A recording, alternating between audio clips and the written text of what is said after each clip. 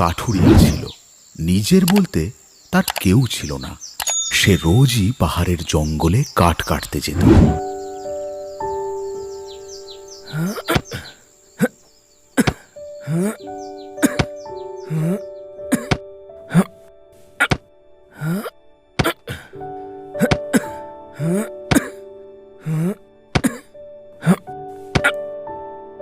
একদিন সে জঙ্গলে কাঠ কাটছে, এমন সময় দেখল হঠাৎ সাদা রঙের কিছু একটা গাছ থেকে ঝুপ করে নিচে পড়ল।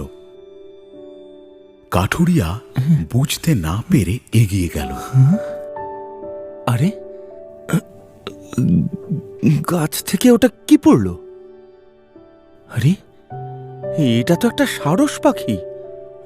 দেখে তো মনে হচ্ছে পাখিটা নিশ্চয়ই খুব ব্যথা পেয়ে মাটিতে পড়েছে। আহা, বেচারা উঠতেও পারছে না। কাঠুরিয়া সারসটিকে কোলে তুলে নিল।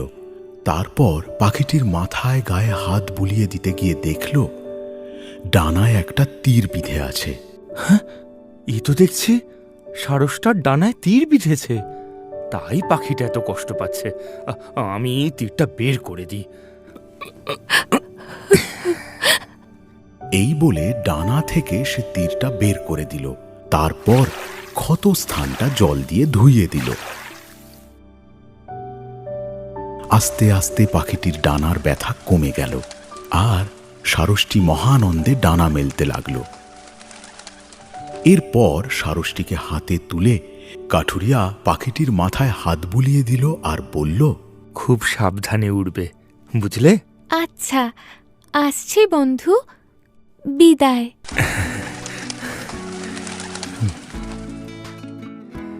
সারসটিকে বিদায় জানিয়ে কাঠুরিয়াটি আবার কাঠ কাটতে শুরু করে। কাটতে কাটতে সে অনুভব করল যেন তার কাঠ কাটতে আর কোনো কষ্টই হচ্ছে না, এবং সে আগের তুলনায় অনেক দ্রুত কাঠ কাটছে।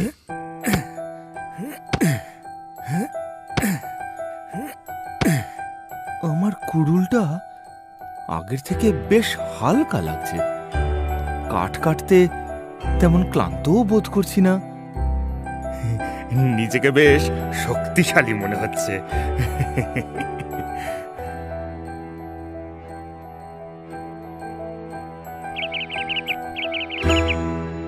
কয়েকদিন পরের ঘটনা। পাহাড়ে মুষলধারে বৃষ্টি হচ্ছে। বিদ্যুতের ঝলকানি, মেঘের গর্জন, বৃষ্টিতে ভিজে কাঠুরিয়া কাঠ কাটছে।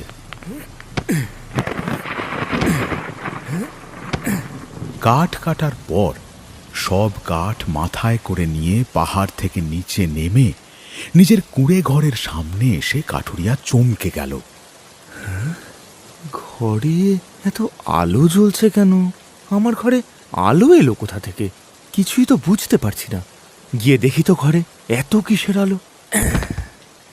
এই বলে কাঠুরিয়া মাথা থেকে কাঠের বোঝা নামিয়ে ঘরে যেতে গেল, অমনি ঘরের ভিতর থেকে ধবধবে ফর্সা অপরূপ সুন্দরী একটি মেয়ে বেরিয়ে এলো। মেয়েটিকে দেখে কাঠুরিয়া বেশ বিস্মিত হল এবং কিছুক্ষণ তার দিকে তাকিয়ে রইল। তারপর বলল, কে তুমি? কোথা থেকে আমার ঘরে এসেছো? আর কেনই বা এসেছো? আমি তোমার বউ হতে চাই। আমি জানি তুমি খুব পরিশ্রমী ও দয়ালু মানুষ। তোমাকে আমার ভালো লেগে গেছে। আমি তো তোমার মতো একজন পুরুষ মানুষের সন্ধানেই ছিলাম, তাই তোমার বাড়ি এসেছি। বৃষ্টিতে পুরো ভিজে গেছো দেখছি। এখন ঘরে এসো, গরম জল করে রেখেছি। হাত মুখ ধুয়ে এসে শুকনো জামা কাপড় পরো। আমি তোমার জন্য খাবার রেঁধে রেখেছি, কিছু খেয়ে নাও। কাঠুরিয়া ঘরে ঢুকে দেখল তার ঘরদোর সব পরিষ্কার, সব কিছু পরিপাটি করে সাজানো। এই সব দেখে কাঠুরিয়া যেন নিজের চোখে বিশ্বাস করতে পারছে না, যেন মনে হচ্ছে সবই তার স্বপ্ন। এরপর ওদের বিয়ে হয়ে গেল। একদিন কাঠুরিয়ার বউ কাঠুরিয়ার কাছে একটি আবদার করল। বলছি, আমাকে একটা তাঁত ঘর বানিয়ে দেবে? আমি তাঁত বুনবো। হ্যাঁ, তুমি তাঁত বুনবে? পারো তাঁত বুনতে? হ্যাঁ, আমি তাঁত বুনতে জানি। ঠিক আছে, তুমি যখন বলছো আমি তোমায় তাঁত ঘর বানিয়ে দেবো। আবদার শুনে কাঠুরিয়া তার বউকে একটা তাঁত ঘর বানিয়ে দিল। বউ তো ভীষণ খুশি।